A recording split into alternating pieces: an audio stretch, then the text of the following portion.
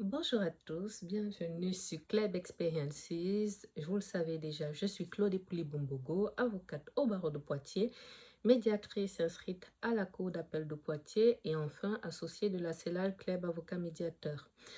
Sur cette chaîne YouTube, je me propose de vous partager mon activité, mon quotidien d'avocate, parfois un peu de lifestyle, parfois un peu de mode, parfois un peu de suivi de dossiers, on va dire l'essentiel étant lié au droit. Dans le cadre de mon activité, j'interviens essentiellement dans les domaines suivants: droit pénal, droit civil des personnes et du patrimoine, droit des affaires.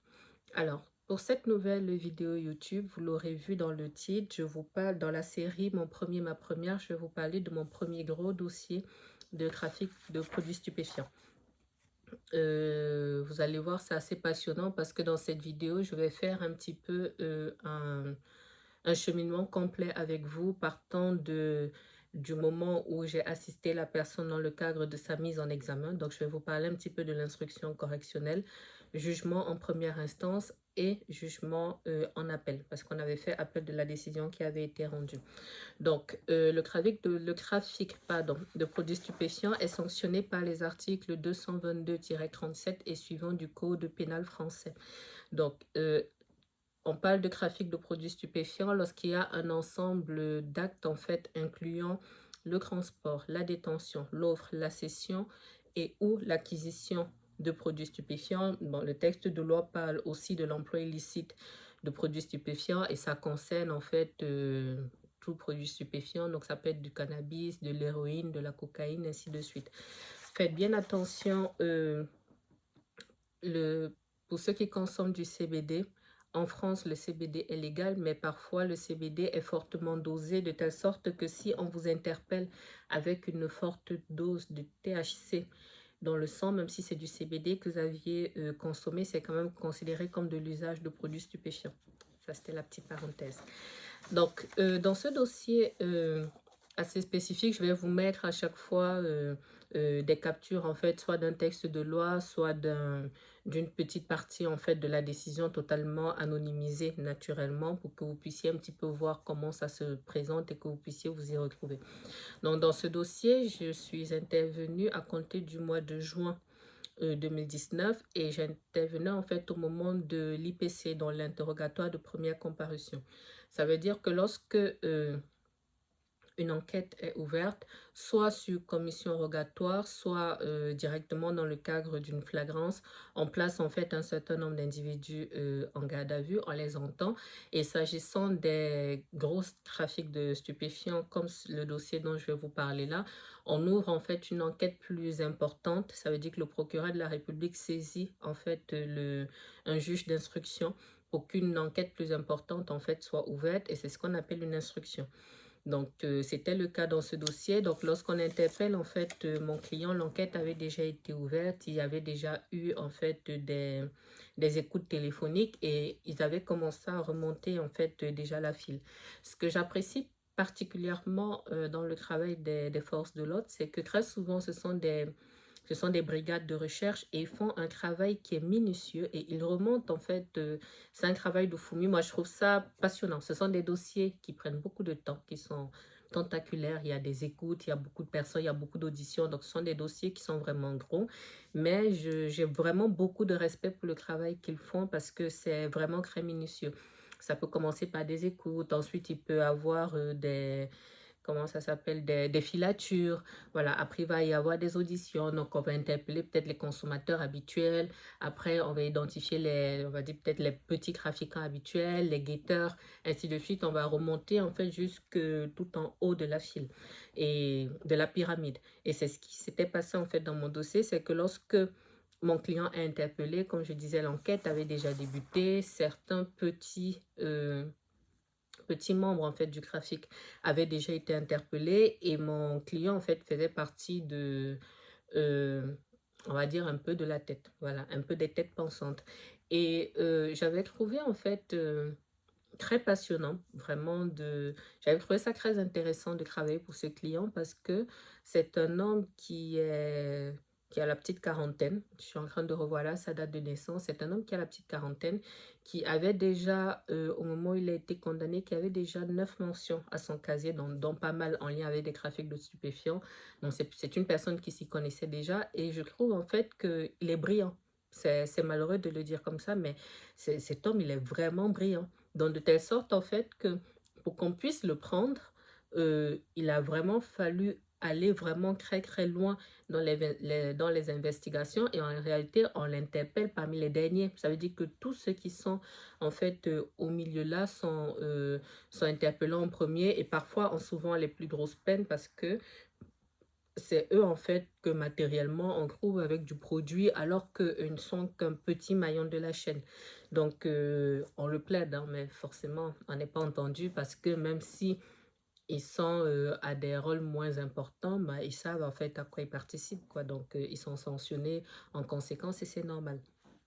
Donc, au moment, je l'assiste en fait dans le cadre de l'interrogatoire de première comparution. Donc, c'est le moment en fait où le juge l'interroge, lui indique les faits qui lui sont reprochés à ce stade. Il est naturellement présumé innocent jusqu'à preuve du contraire. Il choisit ou pas de répondre aux questions et à la fin, le juge en fait lui indique qu'il est mis en examen parce on le soupçonne d'avoir participé à ce trafic-là.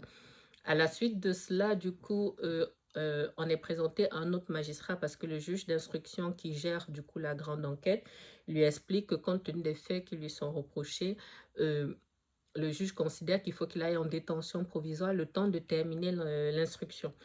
À ce moment-là, du coup, on est convoqué dans la foulée devant un autre magistrat qu'on appelle le JLD, le juge des libertés et de la détention, qui se prononce en fait uniquement sur cette question-là de savoir ce qu'on fait de la personne qui est mise en examen durant le temps de l'instruction.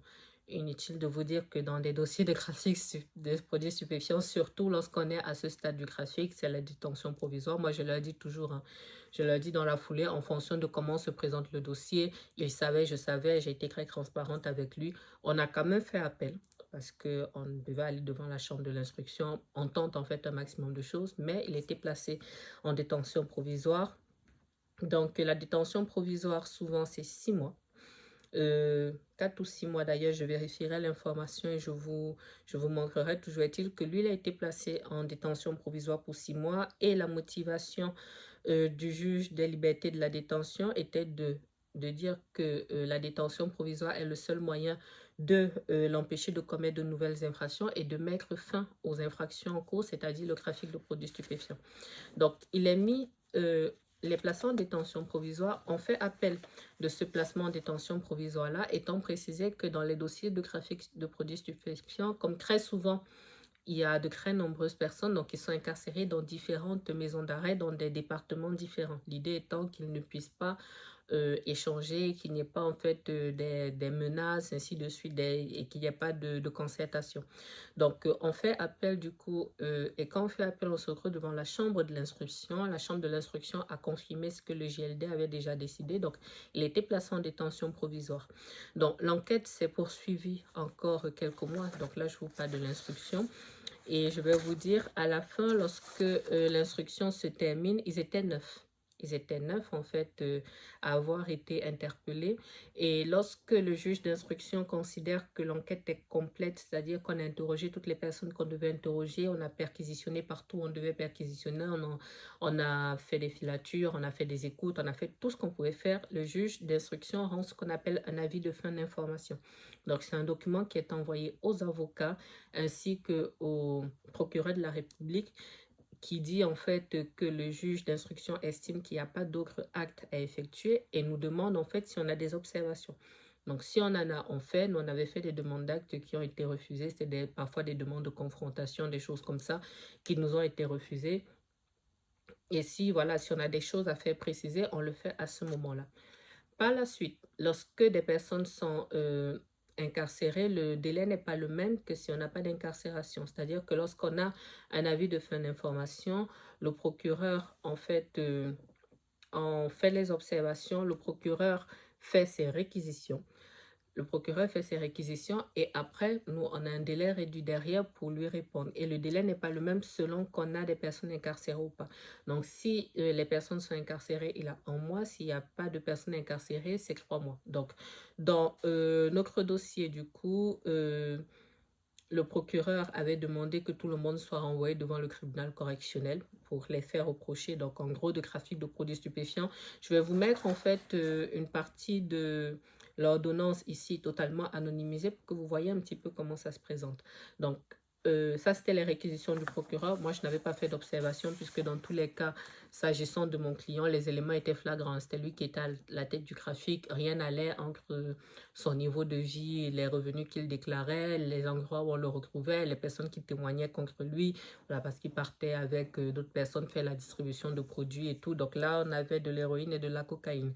Donc, et puis les quantités étaient relativement importantes, c'était des 500 grammes à gauche, à droite, sachant que l'héroïne se vend beaucoup, beaucoup plus cher que du cannabis. Donc, le trafic d'héroïne et de cocaïne, c'est quand même sanctionné de manière un peu plus importante quand même que, entre guillemets, juste du cannabis. Donc, à la suite des réquisitions des potentielles observations, on a donc l'ordonnance qui est rendue par le juge d'instruction. Et dans notre cas précis, c'était du coup une ordonnance. Il y a eu un non-lieu partiel, mais ça ne nous concernait pas. Et puis pour le surplus, c'était renvoi devant le tribunal correctionnel. Donc, lorsque le juge d'instruction rend en fait cette décision-là, s'il n'y a pas de recours, parce qu'on peut faire appel de cette décision, mais s'il n'y a pas de recours, cette partie-là prend fin là. Sachant que lorsque le juge d'instruction rend son ordonnance de non-lieu partiel dans ce dossier et de renvoi devant le tribunal correctionnel, lorsque c'est possible, le juge fixe déjà la date en fait de la convocation devant le tribunal correctionnel. Donc on sait à peu près, donc la décision dit à quelle date ils sont convoqués devant le tribunal correctionnel et la décision indique aussi que pour les personnes qui sont détenues, ils sont maintenus en détention jusqu'à la date du jugement. Donc, dans notre cas précis, on avait eu une décision du juge le 9 août.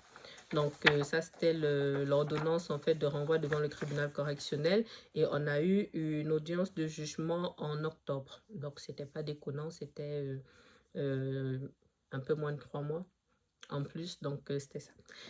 Donc, ces audiences sont souvent particulières. Autant sur l'instruction, moi, je trouve ça assez passionnant de découvrir, en fait, comme je vous disais, tous les méandres de la situation. Autant en audience correctionnelle, c'est long, c'est long, c'est long, c'est long, parce que vous avez 9 personnes, vous avez du coup 9 confrères, des personnes qui parfois parlent beaucoup, moi inclus, hein, c'est pas un jugement. Donc, on parle beaucoup, il faut qu'on entende à chaque fois les personnes. Donc, on entend les prévenus, on entend les avocats. Il y a parfois des questions parce que chacun essaie de minimiser sa responsabilité. Donc, c'est elle qui me menaçait, c'est elle qui faisait ci, qui faisait ça. Donc, c'est souvent très, très long. Et c'est en ça, en fait, que c'est pénible, surtout lorsque on intervient à l'aide juridictionnelle parce que c'est compliqué. Voilà. On est très peu payé pour pas grand-chose, mais par contre, comme je dis, ce sont des dossiers qui sont passionnants intellectuellement et ce sont des dossiers dans lesquels, en fait, on apprend énormément. Et c'est en cela que j'aime. Donc, on termine l'instruction du dossier, on interroge les uns et les autres, on fait ce qu'on appelle la personnalité, c'est-à-dire les parcours de vie, quelle est la situation personnelle de chacun, en couple ou pas, enfant ou pas, travail ou pas, B1, donc le casier judiciaire, est-ce que c'est un primo-délinquant ou alors quelqu'un de déjà très connu, ainsi de suite. Donc, on fait le point là-dessus, tout ceci. Ensuite, lorsqu'il y a des parties civiles, dans notre dossier, on n'en avait pas, mais lorsqu'il y a des parties civiles, leur conseil ou ces personnes même font leur demande. Ensuite, ce sont les réquisitions du procureur de la République qui nécessairement sont très longues, mais c'est normal, on avait 9 personnes. Et ensuite, les avocats plaident. L'usage, c'est de plaider en fait dans l'ordre des réquisitions, dans le sens du quantum de la peine. Par exemple, si la personne a des réquisitions peut-être de 6 mois d'emprisonnement, son conseil va plaider en premier. Et si la personne B ou C a des réquisitions peut-être de 30 mois de prison, son avocat va plaider en dernier. Voilà, donc c'est dans cet ordre-là qu'on avait plaidé. Donc, pour le mien, donc, il a été déclaré coupable des faits qui lui avaient été reprochés. Donc, je vous mettrai Je vous mettrai une petite image là. Donc, coupable des faits qui lui étaient reprochés. Donc, en gros, de trafic de produits stupéfiants. Mais je vais vous montrer aussi comment ça se présente. On avait une durée de prévention d'à peu près 8-9 mois. Et pour cela, il a été condamné à une peine d'emprisonnement de 3 ans.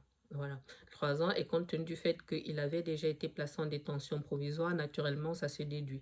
Je pense que je vous ferai une vidéo distincte pour vous expliquer en fait comment ça se passe pour l'exécution d'une peine ou l'aménagement. Donc, dans ce cas précis, du coup, on avait 3 ans d'emprisonnement. On a eu naturellement la confiscation des objets saisis, c'est-à-dire que ce soit les voitures, tout ce qui est en fait, on va dire, issu du trafic de produits stupéfiants. Donc, c'est saisi, c'est dans les scellés et il y a cette confiscation-là.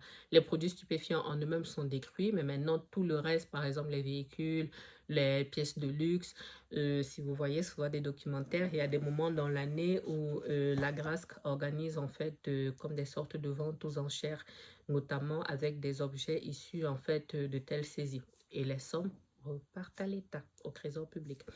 Donc voilà, c'était ça le quantum en fait pour mon client.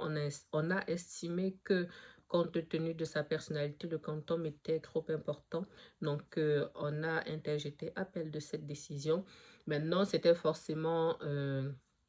lorsqu'on fait appel d'une décision rendue par le tribunal correctionnel, il y a toujours un risque, hein. Et ça, je l'explique toujours aux clients parce que la politique des parquets, ou on va dire de manière générale du ministère de la justice, pardon, en matière de stupéfiants est assez ferme. C'est un petit peu comme les dossiers de violence conjugale.